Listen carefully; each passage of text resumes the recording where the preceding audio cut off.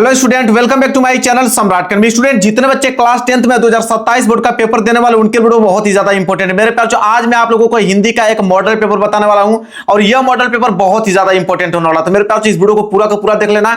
अगर इस वीडियो को पूरा का पूरा देख लेते हो तो अगर आपका भी सपना 2027 बोर्ड एग्जाम में 95% मार्क्स लाने का, तो बिल्कुल मेरे पास जो पूरा हो सकता है, क्योंकि इस मॉडल पेपर में मैंने उन्हीं प्रश्नों को लिया जो कि बहुत ही ज्यादा इंपॉर्टेंट प्रश्न होने वाले हैं। कोड हमने रखा है 801 एफबी कोड रखा है और पेपर से एक दिन पहले या 10 दिन पहले या 20 दिन पहले जितना भी टाइम आपको मिलता है, एक बार तो इस मॉडल पेपर को आप लोगों को सॉल्व करके जाना ही जाना है। और यह पेपर है 70 नंबर का। और मेरे प्यार बच्चों, और मैं अगर बात आऊं इस पेपर को हल करने के लिए, तो आपके पास समय बहुत मिलते हैं मेरे प्यार बच्चों, 3 घंटे 15 मिनट। आप चाहोगे तो 3 घंटे 15 मिनट में सारे के सारे प्रश्नों का आप अच्छे तरीके से जवाब दे पाओगे मेरे प्यार बच्चों। ये मॉडल पेपर है, गेस्ट पेपर है, ठीक है। और यहां पे आप अनुक्रमांक और नाम यहां पे लिख लीजिएगा अपने ओरिजिनल पेपर में, ठीक है। और नीचे आप लोगों का यहां पे निर्देश दिया गया है। जो निर्देश वहां पे मिलेगा ना, सेम टू सेम यहां पे भी वही निर्देश आपको देखने को मिलेगा। पहला निर्देश है कि प्रारंभ के 15 मिनट पर छात्रियों को प्रश्न पत्र पढ़ने के लिए निर्धारित है। बोला कि शुरू के 15 मिनट आपको टाइम मिलेगा इस पेपर को पढ़ने के लिए और 3 घंटे में इस पेपर को सॉल्व करना है। इसके बाद दूसरा है कि सभी प्रश्न अनिवार्य है। इसमें जितने भी प्रश्न दिए गए सारे के सारे प्रश्न करना अनिवार्य है। तीसरा कि यह प्रश्न पत्र 2 खंडों में, खंड अ तथा खंड ब में विभाजित है। यह पेपर 2 खंडों में बना हुआ है। एक तो आएगा सबसे पहले खंड अ, इसके बाद आएगा आपका खंड ब। चौथा है कि इस प्रश्न पत्र के खंड अ में 20 बहुविकल्पीय प्रश्न है, जिसमें दिए गए विकल्पों में से सही विकल्प वाले का चयन करके ओएमआर उत्तर पत्रक पर नीले अथवा काले बॉल पॉइंट पेन से सही विकल्प वाले गोले को अच्छी तरीके से रंग कर देना है। कहने का मतलब है कि खंड अ में 20 बहुविकल्पीय प्रश्न आएंगे, ठीक है। और एक प्रश्न 1 नंबर के लिए रहेगा। तो टोटल आपके पास कितने प्रश्न है? टोटल आपके पास 20 प्रश्न है, तो 20 प्रश्न 20 नंबर के लिए पूछा जाएगा। और इनका उत्तर आपको ओएमआर शीट पे देना होगा। नीले पेन का प्रयोग कीजिए या काले पेन का प्रयोग कीजिए रंगने के लिए। पेन आपका बॉल पॉइंट पेन लेके जाना है। याद रहे, जेल वाली पेन का इस्तेमाल आप लोगों को नहीं करना है। देखिए आगे क्या बोला है, वही बोला है कि खंड अ के बहुविकल्पीय प्रश्न हेतु प्रत्येक प्रश्न के लिए 1 अंक निर्धारित है और बहुविकल्पीय प्रश्न हेतु नकारात्मक अंकन की व्यवस्था नहीं है। अतः सभी प्रश्नों के उत्तर देने का प्रयास कीजिए और ओएमआर शीट पर उत्तर देने के पश्चात संबंधित गोले को काटे नहीं तथा इरेजर और व्हाइटनर आदि का प्रयोग न करें। कहने का मतलब वही कि एक प्रश्न 1 नंबर के लिए, तो 20 बहुविकल्पीय प्रश्न 20 नंबर के रहेगा। और कह रहा है कि निगेटिव मार्किंग नहीं है, इसलिए सारे के सारे प्रश्नों का आप लोगों को जवाब देना है। एक बार जो प्रश्न अगर आप रंग देते हो, जो भी ऑप्शन रंग देते हो उसको रंग देते हो, ना तो उसको मिटाना है ना तो उसको काटना है। आगे है कि प्रत्येक प्रश्न के सम्मुख उनके निर्धारित अंक दिए गए हैं। हर एक प्रश्न के आगे लिखा हुआ मिलेगा कि प्रश्न 1 नंबर का है या 2 नंबर का है या 4 नंबर का है या 6 नंबर का है। जितना भी नंबर का कोई भी प्रश्न होगा ना, उसके सामने लिखा हुआ मिलेगा। इसके बाद है कि खंड ब में वर्णनात्मक प्रश्न पूछे गए, इसके लिए कुल 50 अंक जो है निर्धारित हैं। तो खंड में तो 20 अंक के 20 बहुविकल्पीय प्रश्न थे। खंड ब में जो है 50 अंकों का रहेगा। इसमें आपको वर्णनात्मक प्रश्न देखने को मिलेगा। इसके बाद बोला कि खंड ब के प्रश्नों के उत्तर यथासंभव क्रमानुसार लिखने का प्रयास कीजिए। मतलब क्रम से लिखने का प्रयास कीजिए खंड ब के, जैसे प्रश्न संख्या पहला, प्रश्न संख्या दूसरा, प्रश्न संख्या तीसरा, ऐसे। इसके बाद है कह रहा है कि जो प्रश्न नहीं आता है उस पर समय नष्ट न कीजिए। कह रहा है कि जो प्रश्न नहीं आ रहा है उस पर समय नष्ट करने की जरूरत नहीं है। इसके बाद है कि वर्णनात्मक प्रश्न के उत्तर देते समय सुंदर व स्पष्ट व पठनीय लेखन पर विशेष ध्यान आप लोगों को देना है। आगे देखिए पेपर आप लोगों का यहां से स्टार्ट है। खंड अ, सबसे पहले क्या आएगा? खंड अ। और खंड अ में रहेगा आपका बहुविकल्पीय प्रश्न। और इस मॉडल पेपर में मैंने जितने प्रश्न लिए हैं सारे के सारे मोस्ट इंपोर्टेंट हैं। पहला प्रश्न देखिए बहुत ज्यादा इंपोर्टेंट है, कई वर्षों से लगातार ये पेपर में आ रहा है प्रश्न। कह रहा है कि चंद छंद वर्णन की महिमा के लेखक है। 1 नंबर के लिए प्रश्न है। चंद छंद वर्णन की महिमा के लेखक कौन है? तो वह है मेरे प्यारे बच्चों गंग कवि जी। याद रख लेना, भूलना मत एग्जाम टाइम तक। बहुत प्यारा प्रश्न है, बहुत ही ज्यादा इंपॉर्टेंट प्रश्न है। कौन है? गंग कवि जी हैं। इसके बाद आइए दूसरा प्रश्न की तरफ। दूसरा है कि निम्नलिखित में से छायावादी गद्यकार नहीं है। 1 नंबर के लिए प्रश्न है। मतलब छायावादी गद्यकार इन चारों ऑप्शनों में से कौन नहीं है, यह प्रश्न पूछा, बहुत इंपॉर्टेंट है। तो ये हो जाएंगे आपके जयप्रकाश भारती जी। कौन? जयप्रकाश भारती जो है वो छायावादी गद्यकार नहीं है। तीसरा है आप लोगों का मैला आंचल की विदा है। ये बहुत प्रश्न कई वर्षों से आ रहा है कि मैला आंचल की विदा है, मतलब किस विदा की रचना है आपका? मैला आंचल। तो वह एक मैला आंचल जो है ना, वो एक उपन्यास है, याद रख लीजिएगा। डी वाला ऑप्शन जो होगा बिल्कुल राइट आंसर हो जाएगा। इसके बाद यहाँ पे आपका चौथा प्रश्न है कि चंद्रगुप्त नाटक के नाटककार है। 1 नंबर के लिए प्रश्न है। तो चंद्रगुप्त नाटक के जो नाटककार है मेरे प्यारे बच्चों, वो है आपके जयशंकर प्रसाद। कौन? जयशंकर प्रसाद। बी वाला ऑप्शन जो होगा बिल्कुल राइट आंसर हो जाएगा, जयशंकर प्रसाद। आगे देखो प्रश्न संख्या 5वां है कि आचार्य रामचंद्र शुक्ल ने हिंदी का प्रथम मौलिक उपन्यास किसे माना है? 1 नंबर के लिए भी प्रश्न है। तो किसे माना है मेरे प्यारे बच्चों? तो माना है कि आचार्य रामचंद्र शुक्ल ने हिंदी का प्रथम मौलिक उपन्यास किसको माना, यह पूछा है प्रश्न में ना, परीक्षा गुरु को। किसको? परीक्षा गुरु को। बी वाला ऑप्शन जो होगा बिल्कुल राइट आंसर हो जाएगा, क्योंकि परीक्षा गुरु को ही मौलिक उपन्यास सर्वप्रथम माने थे कौन? आचार्य रामचंद्र शुक्ल ने। इसके बाद प्रश्न संख्या 6 देखिए क्या है, कह रहा है कि रीतिकाल का एक नाम नहीं है। मतलब चारों ऑप्शनों से बताना है कि रीतिकाल का कौन नाम नहीं है। ठीक है, तो रीतिकाल का एक नाम नहीं है मेरे प्यार जो सुधार काल। बाकी आपका अलंकृत काल, श्रृंगार काल, कला काल, ये सब है रीतिकाल के नाम, लेकिन सुधार काल रीतिकाल का एक नाम नहीं है। 7वां प्रश्न भी बहुत ज्यादा इंपॉर्टेंट है कि गंगा लहरी के रचनाकार है। 1 नंबर के लिए भी प्रश्न है मेरे प्यार चो। तो गंगा लहरी के रचनाकार जो है मेरे प्यार चो वो है पद्माकर जी। कौन? याद रख लेना, भूलना मत इसको एग्जाम टाइम तक, पद्माकर जी हैं। इसके बाद प्रश्न संख्या 8वां देख लो, तार सप्तक के कवियों को राहों के अन्वेषी किसने कहा है? 1 नंबर के लिए भी प्रश्न है, यह भी प्रश्न बहुत ज्यादा इंपॉर्टेंट है। तार सप्तक के कवियों को राहों के अन्वेषी किसने कहा? अज्ञेय जी ने कहा था। कौन? अज्ञेय जी। सी वाला ऑप्शन जो होगा बिल्कुल राइट आंसर हो जाएगा। प्रश्न संख्या 9 देख लो कि हिंदी साहित्य में प्रगतिवाद की समय सीमा है। 1 नंबर के लिए प्रश्न है। तो हिंदी साहित्य में प्रगतिवाद की जो समय सीमा है मेरे प्यारे बच्चों, वो क्या समय सीमा है? तो वो है आपका 1936 से लेकर 1943 ईस्वी तक। याद कर लीजिएगा, प्रगतिवाद के समय सीमा 1936 से लेकर 1943 मानी जाती है। ठीक है, इसके बाद अगर हम बात करें प्रश्न संख्या 10वें की तरफ, कह रहा है धनुष भंग की कथा रामचरितमानस के किस कांड में, मतलब किस कांड से उद्धृत है? यह प्रश्न पूछा, बहुत इंपॉर्टेंट प्रश्न पूछ लिया यहाँ पे कि धनुष भंग की कथा रामचरितमानस के किस कांड से उद्धृत है? तो वह है आप लोगों का बाल कांड से। याद कर लीजिए, बाल कांड। बी वाला जो है राइट आंसर हो जाएगा, बाल कांड। 11वां प्रश्न भी बहुत सिंपल प्रश्न है, कई बार पूछा गया है कि वीर रस का स्थायी भाव है। 1 नंबर के लिए प्रश्न है, मतलब वीर रस का अस्थायी भाव क्या होता है? तो वीर रस का अस्थायी भाव जो मेरे पास जो होता है वो उत्साह होता है, इसलिए ए वाला जो है राइट आंसर हो जाएगा, उत्साह। इसके बाद है 12वां कि द्विआद छंद के प्रथम एवं तृतीय चरण में कितनी मात्राएं होती हैं? 1 नंबर के लिए प्रश्न है, लगातार कई वर्षों से यह प्रश्न पूछा जा रहा है एग्जाम में। ठीक है, कि द्विआद छंद के प्रथम एवं तृतीय चरण में कितनी मात्राएं हैं? तो आपका जवाब होगा कितना? 13 मात्राएं होती हैं। बी वाला जो है राइट आंसर हो जाएगा। 13वां यहाँ पे कि पीपर पात सरिस मंडोला में अलंकार है। यह बहुत ज्यादा इंपॉर्टेंट है, हर साल पूछता है कि पीपर पात सरिस मंडोला में अलंकार है। 1 नंबर के लिए भी प्रश्न है। ठीक है, तो कौन से अलंकार का प्रयोग किया गया इसमें? तो इसमें जो है मेरे पास जो उपमा अलंकार का प्रयोग किया गया है, इसलिए यहाँ पे डी वाला जो है बिल्कुल राइट आंसर हो जाएगा। डी वाला जो है बिल्कुल राइट आंसर हो जाएगा। आगे प्रश्न संख्या 14, सहपाठी शब्द में उपसर्ग है। उपसर्ग मेरे प्यारों बच्चों क्या होता है? उपसर्ग का मतलब होता है जो आगे जुड़ता है। तो अगर सहपाठी को तोड़ोगे तो यह किसके रूप में टूटेगा? सधन पाठी के रूप में टूटेगा। किसके? सधन पाठी के रूप में टूटेगा। तो आगे क्या जुड़ा है? आगे स जुड़ा है, इसलिए स जो होगा मेरे प्यारों बच्चों वो उपसर्ग कहलाएगा।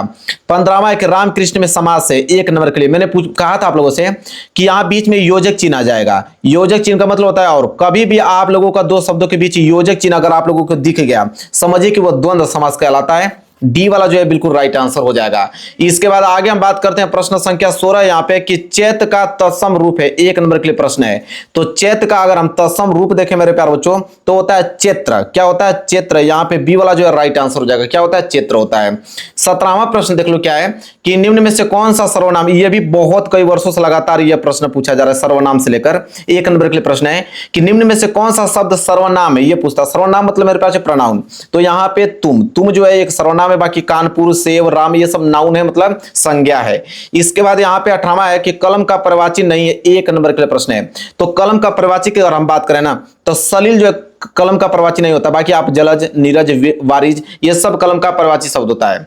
ठीक है, समझ में आ गया? कमल का, कलम कह रहा हूं क्या? कमल है, सॉरी कमल। कमल का प्रवाची क्या है? जलज, नीरज, वारिज। सलील जो है वह कमल का प्रवाची शब्द नहीं है। मेरे मुख से कलम निकल गया, सॉरी उसके लिए। 19वां प्रश्न है कि वाक्य के कितने तत्व होते हैं? यह भी प्रश्न बहुत ज्यादा इंपॉर्टेंट, हर साल आता है ये भी कि वाक्य के कितने तत्व होते हैं। 1 नंबर के लिए प्रश्न है। तो वाक्य के कितने तत्व होते हैं? 2 तत्व होते हैं, याद रख लीजिएगा। कितने तत्व होते हैं? 2 तत्व होते हैं। सी वाला जो है राइट आंसर हो जाएगा। 20वां ये प्रश्न देखो, इसको जरूर तैयार करना। युष्मत से एक प्रश्न पक्का बनता है, याद रख लेना। युष्मत शब्द का तृतीय विभक्ति एक वचन का रूप होगा।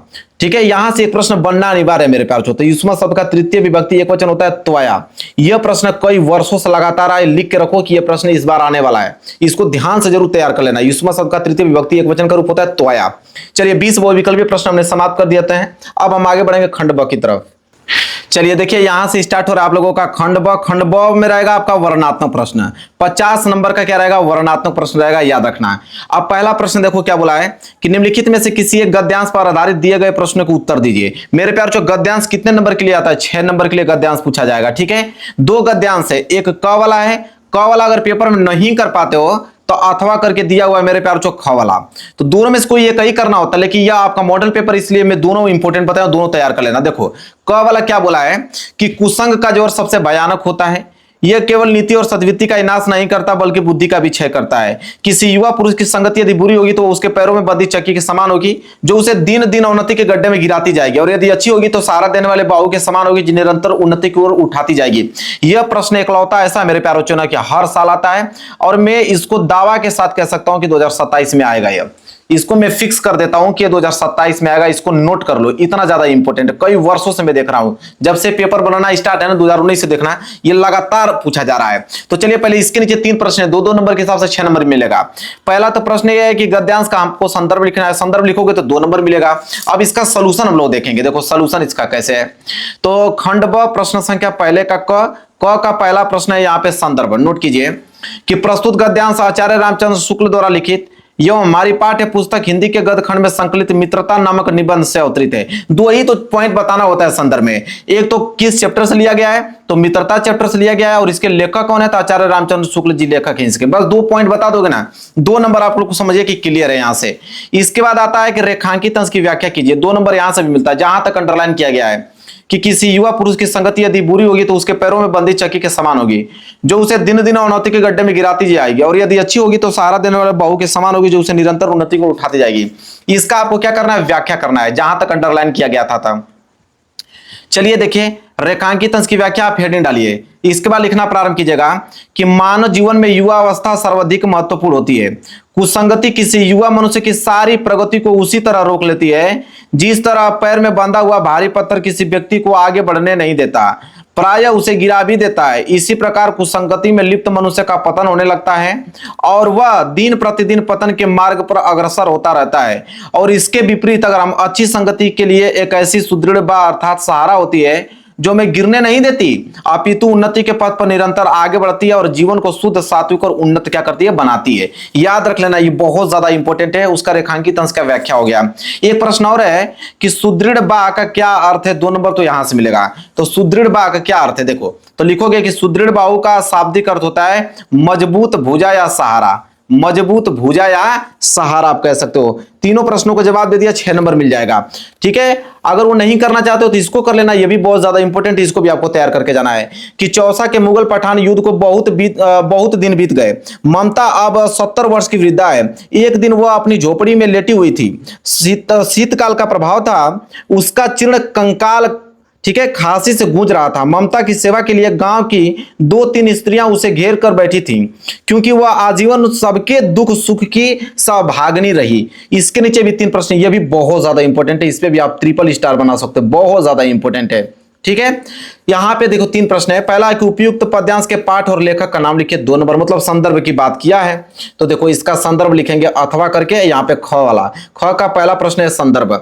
चलो नोट करो, प्रस्तुत गद्यांश हमारी पाठ्य पुस्तक हिंदी के गद्य खंड में संकलित ममता नामक कहानी से उद्धृत और इसके लेखक जयशंकर प्रसाद हैं। अब ममता नामक कहानी से लिया गया है और इसके लेखक कौन है, तो जयशंकर प्रसाद जी हैं। ठीक है, इतना ही पॉइंट आप लिखोगे ना, 2 नंबर आपको एग्जामिनर दे देगा। इसके बाद है कि चौसा का युद्ध किसके मध्य हुआ था, 2 नंबर इस पे भी। तो चलिए जानते हैं चौसा का युद्ध किसके मध्य हुआ था। तो लिखेंगे दूसरे का उत्तर कि चौसा का जो युद्ध मुगलों और पठानों के मध्य हुआ था। ऐतिहासिक रूप से यह युद्ध मुगल सम्राट हुमायूं और शेर शाह सूरी पठान के बीच क्या हुआ था, लड़ा गया था, याद रख लेना। ठीक है, तो यहां से भी आपको कितना नंबर मिला, 2 नंबर मिला। एक प्रश्न और नीचे देखो कि रेखांकित अंश की व्याख्या कीजिए, रेखांकित अंश की व्याख्या कीजिए। जहां तक अंडरलाइन किया गया कि शीतकाल का प्रभाव था, उसका चीर्ण कंकाल खांसी से गुजरा था, ममता की सेवा के लिए गांव की 2-3 स्त्रियां उसे घेर कर बैठी थी, क्योंकि वह आजीवन सबके दुख सुख की सहभागिनी रही। इसका हमें क्या करना है, व्याख्या बताना है। चलिए भाई व्याख्या भी डिटेल में देखेंगे हम लोग। देखो तीसरा का रेखांकित अंश की व्याख्या, ये हेडिंग डालोगे, लिखोगे कि लेखक कहता है कि शीतकाल का जो प्रातः काल था, ममता को खांसी थी, खांसी के कारण उसे पश्चात लेने में भी कठिनाई महसूस हो रही थी। उसका गला संध रहा था, श्वास के साथ बलगम की आवाज स्पष्ट सुनाई दे रही थी। ममता अकेली थी, उसका किसी से इस संसार में खून का रिश्ता नहीं था, न तो उसका कोई रिश्तेदार ही था। जीवन के दुख पूर्ण इन अंतिम क्षणों में यह कोई उसकी मदद करने वाला था। तो केवल उस गांव की 2-3 औरतें जो उसके पास उसकी सेवा करने में संलग्न थी, उसे घेर कर बैठी हुई थी, क्योंकि ममता भी मानवता की साक्षात प्रतिमूर्ति थी। उसने भी निराश्रयों का आश्रय दिया था, सभी के सुख दुख की सहभागिनी रही थी। यह हो गया उसके रेखांकित अंश का व्याख्या। टोटल 6 नंबर यहां से क्लियर हो गया। प्रश्न संख्या पहला हमने बता दिया आप लोगों को गद्यांश, दोनों ही गद्यांश इंपोर्टेंट थे, तैयार कर लेना, एग्जाम में दोनों में से कोई एक ही आपको करना होगा।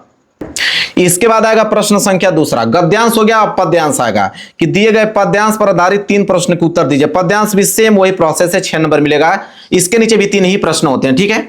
तो इसमें भी 2 देता है, एक आपका क वाला दिया है, कह रहा है कि क वाला अगर नहीं कर पाते हो एग्जाम में तो आप ख वाला कर लेना, दोनों में से कोई एक ही करना है। लेकिन ये मॉडल पेपर इसलिए दोनों इंपॉर्टेंट है, दोनों को तैयार करके जाना है आप।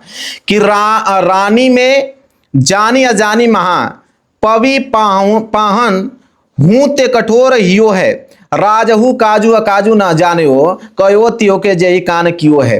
अब कह रहा है ऐसी मनोहर मूर्ति है, बिछुरे कैसे प्रीतम लोगु जियो है, आखिर में सखी राखिबे जोगु इन्हें किमी के बनबासु दियो है।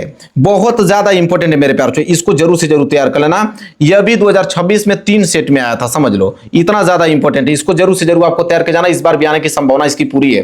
पहला एक उपयुक्त पद्यांश का संदर्भ लिखिए, 2 नंबर तो यहीं से मिल जाएगा। तो चलिए इसका पहले हम लोग संदर्भ लिखते हैं। प्रश्न संख्या दूसरे का क, प्रश्न संख्या दूसरे का क का पहला प्रश्न संदर्भ लिखोगे कि प्रस्तुत पद्यांश हमारी पाठ्य पुस्तक हिंदी के काव्य खंड में संकलित वनपथ शीर्षक से उद्धृत और इसके रचयिता कवि गोस्वामी तुलसीदास जी हैं, और यह पद्यांश उनके द्वारा रचित कवितावली के अध्याय कांड से लिया गया है, मतलब अयोध्या कांड से। कहने का मतलब वनपथ शीर्षक से लिया गया है, गोस्वामी तुलसीदास जी इसके रचयिता हैं, और यह पद्यांश उनके रचित कवितावली के अयोध्या कांड से लिया गया है। क्लियर है ना। चलिए इसके बाद यहाँ पे दूसरा प्रश्न, रेखांकित अंश की व्याख्या कीजिए, 2 नंबर मिलेगा। मतलब यहाँ 2 लाइन जो अंडरलाइन किया गया ना, इसका हमें व्याख्या बताना है, 2 नंबर मिलेगा। चलिए इसका व्याख्या देखिए। तो दूसरे प्रश्न का यहाँ रेखांकित अंश की व्याख्या यहाँ पे हेडिंग डालेंगे। इसके बाद लिखेंगे, क्या लिखेंगे यहाँ पे देखिए, लिखेंगे कि प्रस्तुत पद्यांश में गांव की स्त्रियां आपस में वार्तालाप करते हुए कह रही हैं, हे सखी, मुझे तो ऐसा लगता है कि रानी कैकेयी महाअज्ञानी है, जिससे उचित अनुचित का ज्ञान ही नहीं है। उसका हृदय व्रज और पत्थर से भी अधिक जो है वो कठोर है, तभी तो उसने इन सुकुमार बालकों को वन भेजने का कठोर निर्णय लिया है। इतना ही नहीं, राजा दशरथ ने भी अपने पद की मर्यादा और विवेक का ध्यान नहीं रखा। उन्होंने भी क्या सही है और क्या गलत है इसका विचार नहीं किया, केवल अपनी पत्नी कैकेयी के कहने पर इन्हें वनवास दे दिया। ठीक है, क्लियर है। चलिए यह हो गया उसके रेखांकित अंश का व्याख्या। इसके बाद एक प्रश्न और है, क्या है कि पद्यांश में ऐसी मनोहर मूर्ति है किसके लिए प्रयुक्त है, और इसमें कौन सा अलंकार है यह भी बताना है, ताकि 2 नंबर आपको इसका भी मिल जाए। तो इसमें हम लोग लिखेंगे, इसमें जो है ना अनुप्रास अलंकार का प्रयोग किया गया, अनुप्रास अलंकार का प्रयोग किया गया है। यहां से लो भाई 2 नंबर क्लियर हो गया। इसके बाद मेरे प्यार वो नहीं करोगे तो ये वाला करके आना। इसको मैं बता देता हूं, इस पे आप 10 स्टार बना लीजिए, इतना ज्यादा इंपॉर्टेंट है। इस पे आपको 10 स्टार बना लेना है, बहुत ज्यादा इंपॉर्टेंट है। देखिए क्या है कि सच्चा प्रेम वही है जिसकी तृप्ति आत्म बलि पर हो निर्भर, त्याग बिना निष्प्राण प्रेम है, करो प्रेम पर प्राण निछावर। देश प्रेम वो पुण्य क्षेत्र है, अमल असीम त्याग से विलसित, आत्मा के विकास से जिसमें मनुष्यता होती है विकसित। बहुत ज्यादा इंपॉर्टेंट है मेरे पास, 10 स्टार बना लो। इसमें 3 प्रश्न है। पहला है कि उपयुक्त पद्यांश का आपको क्या लिखना है, संदर्भ लिखना है, ताकि 2 नंबर एग्जामिनर आपको दे पाए। तो चलिए इसका देखते हैं, यहां पर लिखा है अथवा करके ख वाला, ख का पहला प्रश्न संदर्भ लिखोगे क्या, देखो ध्यान से कि प्रस्तुत पद हमारी पाठ्य पुस्तक हिंदी के काव्य खंड में संकलित स्वदेश प्रेम शीर्षक से उद्धृत और इसके रचयिता श्री राम नरेश त्रिपाठी जी हैं, और यह कविता उनके काव्य संग्रह स्वप्न से ली गई है। मतलब स्वदेश प्रेम से यह शीर्षक से उद्धृत है, श्री राम नरेश त्रिपाठी जी इसके रचयिता हैं, और उनके काव्य संग्रह स्वप्न से यह लिया गया है। क्लियर है। चलिए इसके बाद यहाँ पे रेखांकित अंश की व्याख्या कीजिए, 2 नंबर, जहां तक अंडरलाइन किया गया है, 4 लाइन अंडरलाइन किया गया है कि सच्चा प्रेम वही है जिसकी तृप्ति आत्मबलि पर हो निर्भर, त्याग बिना निष्प्राण प्रेम है, करो प्रेम पर प्राण निछावर। इसका हमें क्या करना है, व्याख्या बताना। चलो व्याख्या नोट करो ताकि 2 नंबर मिल जाए।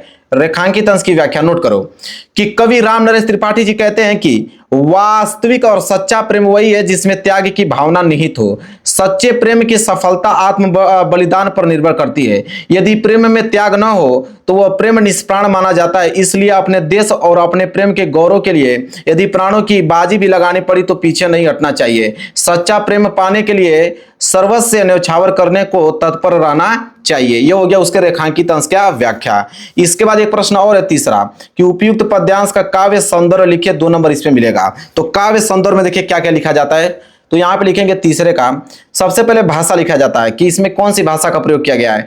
तो सरल और ओजपूर्ण खड़ी बोली का प्रयोग किया गया है। शैली की अगर हम बात करें तो उद्बोधन शैली का प्रयोग किया गया है। ठीक है। रस की बात करें वीर रस का प्रयोग किया गया है। छंद में मात्रिक छंद का प्रयोग किया गया है। अलंकार में अनुप्रास अलंकार का प्रयोग किया गया है। गुण में ओज गुण का प्रयोग किया गया है। और शब्द शक्ति की अगर हम बात करें व्यंजना, इसे बोलते हैं मेरे प्यारे बच्चों। ठीक है। तो यहां पे इसको नोट कर लो, यह किसके अंतर्गत आता है, काव्य सौंदर्य के अंतर्गत आता है। तो यहां से दोनों प्रश्नों का क्लियर कर दिया हमने, दोनों पद्यांश मैंने बता दिया, ख वाला भी बता दिया और ऊपर जो क वाला, दोनों इंपॉर्टेंट है, याद कर लेना क्योंकि मॉडल पेपर जो मैं बनाया हूं ना बहुत जेन्युइन बनाया हूं। चलिए आगे बढ़ते हैं प्रश्न संख्या तीसरे की तरफ। देखिए प्रश्न संख्या तीसरा क्या है कि निम्नलिखित संस्कृत गद्यांशों में से किसी एक का संदर्भ सहित हिंदी में अनुवाद कीजिए। अब गद्यांश आ गया, कितने नंबर के लिए, 5 नंबर के लिए गद्यांश, वो भी संस्कृत का गद्यांश 5 नंबर के लिए आता है। 3 नंबर इसके हिंदी अनुवाद पे मिलते हैं और 2 नंबर इसके संदर्भ मिलते हैं। और जो आज की इस वीडियो में बताने वाला मॉडल पेपर में ना दोनों ही इंपॉर्टेंट लिख कर रख लो के आने वाले हैं। एक तो क वाला नहीं कर पाओगे तो अथवा करके ख वाला, लेकिन ये मॉडल पेपर है, आपको दोनों याद करना है। मेरे प्यारों बच्चों कितना स्टार बनाना चाहोगे, 50 स्टार भी बनाओगे ना तो कम है। इसीलिए मैं कहता हूं ना कि मेरा मॉडल पेपर जो गेस पेपर में कराता हूं ना उसको अगर आप कर लोगे ना पूरी की पूरी तैयारी आप लोगों की हो जाएगी। यही प्रश्न आने वाले हैं। देख लो यहाँ पे क वाला जो है विश्वास से अस्त्रता ईश्वर वाला बहुत ज्यादा इंपॉर्टेंट। हर पेपर उठा के देखो ना, 5 वर्षों का पेपर उठा के देख लो कितना बार पूछा गया है। तो इसका हमें संदर्भ सहित हिंदी में अनुवाद करना है। चलो पहले इसका देखते हैं, संदर्भ सहित हिंदी में अनुवाद। तो तीसरे का क सबसे पहले संदर्भ, नीचे दिखा हिंदी अनुवाद, 5 नंबर हो जाएगा। संदर्भ में लिखोगे कि प्रस्तुत संस्कृत गद्यांश हमारी पाठ्य पुस्तक हिंदी के संस्कृत खंड में संकलित भारतीय संस्कृति पाठ से उद्धृत है, मतलब भारतीय संस्कृति चैप्टर से लिया गया। बस इतना ही पॉइंट लिख दो, 2 नंबर मिल जाएगा। हिंदी अनुवाद की अगर हम बात करें ना तो हिंदी अनुवाद देखो कि ब्रह्मांड की रचना करने वाला एक ही ईश्वर है, यह भारतीय संस्कृति का मूल है। विभिन्न धर्मों के लोग एक ही ईश्वर को अलग अलग नामों से पूजा करते हैं। अग्नि, इंद्र, कृष्ण, करीम, राम, रहीम, जिन, बुद्ध, क्राइस्ट, अल्लाह आदि एक ही परमात्मा के नाम है। उन्हें लोग गुरु भी मानते हैं। बस इतना पॉइंट आपने लिखा, काम बन गया। इतना पॉइंट आपने लिखा, हिंदी अनुवाद कंप्लीट हो गया। ठीक है, हिंदी अनुवाद क्या हो गया, कंप्लीट हो गया। आ गया ऐसा नगरी भारतीय संस्कृति। पूछो मत कितना ज्यादा इंपॉर्टेंट, पूछो ही मत कि कितना ज्यादा इंपॉर्टेंट, हर साल आता है, हर साल आता है। कहां से जाएगा भाई प्रश्न, इस मॉडल पेपर से बाहर कहां जाएगा। तो ऐसा नगरी भारतीय संस्कृति बहुत ज्यादा इंपॉर्टेंट है। इसका हम देखेंगे संदर्भ और हिंदी में अनुवाद। अथवा वाला देखो, अथवा वाला और यहाँ पे संदर्भ कि प्रस्तुत संस्कृत गद्यांश हमारी पाठ्य पुस्तक हिंदी के संस्कृत खंड के वाराणसी नामक पाठ से उद्धृत है, मतलब वाराणसी चैप्टर से लिया गया है। हिंदी अनुवाद की अगर हम बात करें तो लिखोगे यह नगरी भारतीय संस्कृति और संस्कृत भाषा की केंद्र स्थली है। यहीं से संस्कृत साहित्य और संस्कृति का प्रकाशन सभी जगह फैला है। मुगल युवराज दारा सिकों ने यहाँ आकर भारतीय दर्शन शास्त्रों का अध्ययन किया था। वो उनके ज्ञान से इतना प्रभावित हुआ था कि उसने उपनिषदों का जो अनुवाद है वो फारसी भाषा में क्या किया, कराया। समझ लीजिए, वो उसका हो गया हिंदी अनुवाद। 3 नंबर इस पे मिल गया, 2 नंबर इस पे मिल गया। क्या बन गया। चलो आते हैं प्रश्न संख्या चौथे की तरफ। प्रश्न संख्या चौथा है कि दिए गए श्लोकों में से किसी एक श्लोक का संदर्भ सहित हिंदी में अनुवाद कीजिए। या तो इसको श्लोक कहिए या तो इसको संस्कृत का पद्यांश कहिए, दोनों चीजें कहिए। ये भी 5 नंबर के लिए ही आता है। इसमें भी 2 नंबर इसका संदर्भ मिलता है और 3 नंबर हिंदी अनुपात। दोनों बताने वाला हूं, दोनों इंपॉर्टेंट है। या तो क वाला करोगे या तो अथवा करके ख वाला, दोनों में से कोई एक ही पेपर में करना है। हालांकि ये मॉडल पेपर है तो दोनों इंपॉर्टेंट हमने लिया है, दोनों ही कई वर्षों से लगातार पूछे जा रहे हैं। इनको तैयार कर लोगे ना काम बन जाएगा आप लोगों का। पहला है बंधम मरणो वापी जयो वापी पराजय बेहतर सम वीर वीर भाव ही वीरता। इसका में देखना है आपको संदर्भ सहित हिंदी में अनुवाद। तो प्रश्न संख्या चौथा का क संदर्भ, यहाँ पे हिंदी अनुवाद। संदर्भ में लिखोगे कि प्रस्तुत श्लोक हमारी पाठ्य पुस्तक हिंदी के संस्कृत खंड वीर वीरेण पूजिते नामक पाठ से उद्धृत है, मतलब वीर वीरेण पूजिते चैप्टर से लिया गया। बस इतना पॉइंट लिख दो, 2 नंबर मिल जाएगा। हिंदी अनुवाद लिख लो कि बंधन हो अथवा मरण हो, जीत हो या हार हो, दोनों ही अवस्थाओं में वीर समान रहता है। वीर भाव को ही वीरता कहते हैं। लो भाई 3 नंबर इस पे मिल गया। 5 नंबर क्लियर अगर नहीं करना चाहते हो तो ये वाला कर लेना, नीचे वाला भी बहुत ज्यादा इंपॉर्टेंट है। इसका भी सेम संदर्भ और हिंदी में अनुवाद ही बताना है। तो चलो अथवा करके यहाँ पे लिखा है ख वाला, सबसे पहले आप संदर्भ नोट करोगे फिर नीचे हिंदी अनुवाद नोट करोगे। संदर्भ में लिखोगे वही प्रस्तुत श्लोक हमारी पाठ्य पुस्तक के संस्कृत भाग के जीवन सूत्राणी नामक पाठ से उद्धृत है, मतलब जीवन सूत्राणी चैप्टर से लिया गया। बस इतना पॉइंट लिखो, 2 नंबर मिल जाएगा। अनुवाद में लिखो कि यह श्लोक कहता है कि दक्षता एक प्रकार का धर्म है और दान एक प्रकार का यश है, सत्य एक प्रकार का स्वर्ग है और शील जो है एक प्रकार का क्या है, सुख है। बस इतना पॉइंट लिख लो, 3 नंबर हो गए भैया फिक्स आप लोगों का। प्रश्न संख्या 4 समाप्त हो गया। इसके बाद आएगा प्रश्न संख्या 5वां। देखो प्रश्न संख्या 5वां क्या है कि अपने पठित खंड काव्य के आधार पर दिए गए प्रश्नों में से किसी एक खंड के प्रश्न को उत्तर दीजिए। 3 नंबर का खंड काव्य आता है, लेकिन खंड काव्य मेरे प्यार से याद रखना जिला वाइज आता है। पहले बात तो आपको पता करना पड़ेगा कि आपके जिले में कौन सा खंड काव्य पूछा जाता है, वही खंड काव्य आपको करना है। कोई दूसरा कर दोगे ना तो एग्जाम में 1 नंबर नहीं देगा, काट देगा तुरंत पूरा का पूरा नंबर। इसलिए मैं कह रहा हूं कि पता कर लो कि आपके डिस्ट्रिक्ट में कौन सा खंड काव्य पूछा जाता है। नहीं मालूम है तो कमेंट कर देना, मैं बता दूंगा आप लोगों को।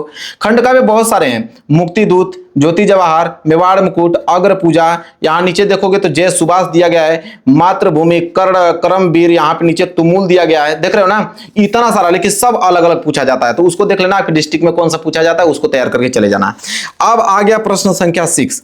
प्रश्न संख्या 6 का क आ गया। क्या है भैया कि निम्नलिखित लेखकों में से किसी एक लेखक का जीवन परिचय देते हुए उनके एक प्रमुख रचना का उल्लेख कीजिए। अब लेखक का जीवन परिचय 5 नंबर के लिए तो जीवन परिचय ही आता है, 3 नंबर जीवन परिचय पे, 2 नंबर रचनाएं पर। अब यहाँ पे तीनों लोगों का बहुत इंपॉर्टेंट मैं बताया हूँ, डॉक्टर राजेंद्र प्रसाद, रामधारी सिंह दिनकर, जयशंकर प्रसाद। इन तीनों लोगों को तैयार कर लोगे, काम आप लोगों का बन जाएगा। और इन तीनों लोगों में से किसी एक का ही आपको लिखना है। तो चलो मैं जयशंकर प्रसाद जी का बता देता हूं आप लोगों को, ताकि आप समझ पाओ कि कैसे लिखते हैं। तो 6 का क, जयशंकर प्रसाद का जीवन परिचय। जीवन परिचय यहाँ पे हेडिंग डालोगे, लिखोगे क्या कि जयशंकर प्रसाद का जन्म सन 1889 में काशी के प्रसिद्ध सुगनी साहू परिवार में हुआ था। इनके पिता का नाम था बाबू देवी प्रसाद और इनके पिता काशी के प्रतिष्ठित धनी व्यक्ति थे। इनकी प्रारंभिक शिक्षा घर पर हुई। स्वाध्याय से ही उन्होंने अंग्रेजी, संस्कृत, उर्दू, फारसी भाषा को क्या किया, उन्होंने सीख लिया। उसके साथ ही इन्होंने वेद, पुराण, दर्शन तथा इतिहास का गहन अध्ययन किया।